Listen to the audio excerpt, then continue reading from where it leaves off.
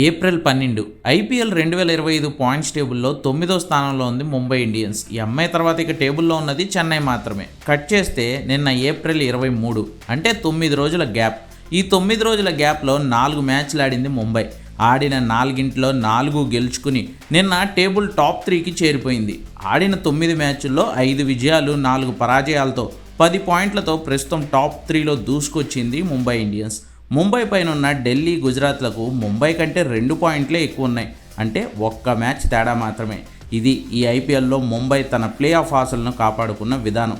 ఆశ్చర్యకరమైన విషయం ఏంటంటే 10 రోజుల క్రితం ముంబై తర్వాత 10వ స్థానంలో ఉన్న చెన్నై సూపర్ కింగ్స్ ఇప్పటికీ అదే 10వ స్థానంలో ఉన్న ముంబై మాత్రం వరుస విజయాలతో తలరాతను మార్చేసుకుంది.